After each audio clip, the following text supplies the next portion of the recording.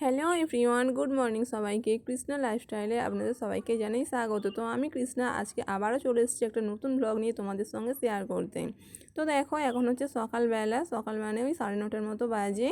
আমি এখন রান্না বসিয়ে দিয়েছিলাম। তারপরে দেখো ভাত তো আগেই হয়ে গিয়েছিল, ভাত হয়ে যাওয়ার পরে তারপরে আমি ডিমের তরকারিটাও করে নিয়েছিলাম।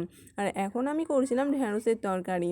তোমরা সবাই জানো কি জানো না, হয়তো অনেকে জানো, আবার হয়তো অনেকে জানো না। ঢ্যাঁড়স কিন্তু প্রেশার লেভেলকে কন্ট্রোল করে, তাই যাদের হাই প্রেশার তাদের কিন্তু ঢ্যাঁড়স খাওয়া খুবই ভালো।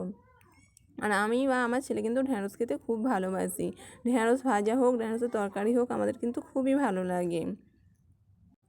তো যাই হোক, তোমরাও কে কে আমাদের মতো ঢ্যাঁড়স খেতে ভালোবাসো একটু কমেন্ট করে জানিও তো।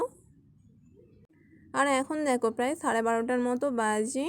জামা কাপড়গুলো তো আমি সকালেই কেচেছিলাম, কিন্তু মেলতে আসার আর টাইম পাইনি। রান্নার করতে করতে এত দেরি হয়ে গিয়েছিল যে জামা কাপড়গুলো আর মেলতে আসা হয়নি। আর এখন দেখো 12:30 বাজে, রান্নাবান্না করে বাসন আরে মাজা ধোয়া করে এখন আমি চলে এসেছিলাম জামা কাপড়গুলোকে নিয়ে ছাদে মেলে দেওয়ার জন্যে।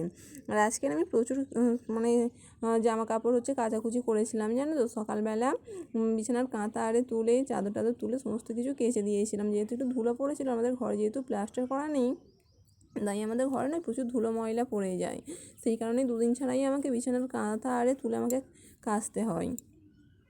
এখন দেখো আমি তো জামা কাপড় মেলে দিয়ে নিচে গেছি, গিয়ে দেখি যে বাবা মাছ নিয়ে এসছে। রান্না বান্না হয়ে গেছে, বাসন কোসন ধোয়া হয়ে গেছে, এখন আবার দেখো মাছ ভাজতে বসেছি।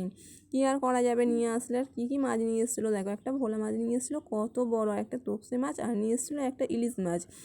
আর ভোলা মাছটা কাটতে গিয়ে তোমার যা তা অবস্থা হয়ে গিয়েছিলো, এত শক্ত মাছটা কাটতেই পারছিলাম না। কিন্তু কি করা যাবে, মায়ের যেহেতু শরীর খারাপ, তাই এই সমস্ত কাজগুলো আমাকেই করতে হচ্ছে। মা ভালো থাকলে কিন্তু এই মাছ বাছার ঝামেলাটা আমাকে নিতে হয় না। আর এখন দেখো স্নান টান করে আমি চলে এসেছিলাম ছাদে জামা কাপড়গুলো মেলতে। আর ততক্ষণে তো সকালে সমস্ত জামা কাপড়গুলো শুকনো হয়ে গিয়েছিলো, তাই সেইগুলোও তুলে নিলাম, নিয়ে স্নানের জামা কাপড়গুলো মেলে দিয়েছিলাম। আর তোমরা তো সবাই জানো আজকে যেহেতু মঙ্গলবার, আর মঙ্গলবার করে আমার ছেলের ইয়োগার ক্লাস থাকে, তাই ওকে নিয়ে চলে এসেছিলাম ইয়োগার ক্লাসে। আর আমার ছেলের অবস্থা দেখো, লাইট জ্বালা গেঞ্জিটা পরে এসছে, স্যার একবার করে দেখো কেমন লাইটটা জ্বেলে দিচ্ছে বুকে হাত দিয়ে। এদিকে যে ম্যাম ক্লাস করাচ্ছে সেদিকে মন নেই, ও একবার করে ইয়োগা করছে আর একবার করে দেখো বুকে হাত দিয়ে লাইটটা জ্বালছে। আর এখন সন্ধেবেলা, আমি ছেলেকে ইয়োগা ক্লাস থেকে নিয়ে বাড়ি চলে এসেছিলাম। আস্তে আস্তে প্রায় সন্ধে হয়ে গিয়েছিল, তাই এসে আগে সন্ধেটা দিয়ে নিচ্ছিলাম। কারণ কি সন্ধে টন্ধে দেওয়ার পরে আবার তো খাবার দাবার করতে হবে, সেই জন্য বলে আগে সন্ধেটা দিয়ে নিই, তারপর খাবার দাবারের ঝামেলায় যাব। তো সেই কারণেই আমি আগে সন্ধেটা দিয়ে নিচ্ছিলাম। আর এখন দেখো আমার তো সন্ধে দেওয়া হয়ে গেছে। সন্ধে দেখানোর পরে আমি ধুনো দিচ্ছিলাম। ঘরে ধরে ধুনো দিলে না আমার খুব ভালো লাগে, একটা আলাদা ফিলিংস, একটা আলাদা অনুভূতি হয় ঘরে ধরে ধুনো দিলে। আর ধুনোর গন্ধও আমার খুব ভালো লাগে। আর দেখো সন্ধে দেওয়া হয়ে গেল, ধুনো দেওয়া হয়ে গেল। আর এখন দেখো আমি এখানে আলু কাটতে বসেছি। আজকে ঠিক করিয়েছিলাম যে আলু পোস্ত করব আর রুটি করব। আলু পোস্ত অনেক দিন করা হয়নি, তাই ভাবলাম যে শুধু আলু তরকারি করে লাভ নেই, আলু পোস্ত করা যাক। আর আলু পোস্ত খেতেও কিন্তু আমার খুব ভালো লাগে, আর আমার ছেলেরও খুব ভালো লাগে আলু পোস্ত খেতে। সেই কারণেই আজকে আলু পোস্ত আর রুটি করেছিলাম। আগে ভাবলাম যে আলুর তরকারিটা বসিয়ে দেবো, সেই জন্য দেখো আগে আলুটা কেটে নিচ্ছিলাম, তরকারিটা বসিয়ে দিয়ে তারপরে আটাটা মাখাবো। দেখো আমার তো আলুও কাটা হয়ে গিয়েছিল, আর দেখো এখন আমি তরকারিটাও চাপিয়ে দিয়েছি। আর এই দেখো আলুটা তরকারিটা হয়ে যাওয়ার পর পোস্তটাও দিয়ে দিয়েছিলাম, দিয়ে দেখো একটু গাঢ় গাঢ় হয়ে এসছে, আমার তরকারিটা হয়েও এসছে।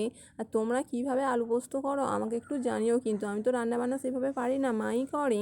মায়ের যেহেতু শরীর খারাপ, তাই আমাকে করতে হচ্ছে, যেমন পারি তেমনই খাওয়া হবে, তাই না। আর দেখো আমার তরকারি হয়ে গিয়েছিল আর রুটিও হয়ে গিয়েছিল।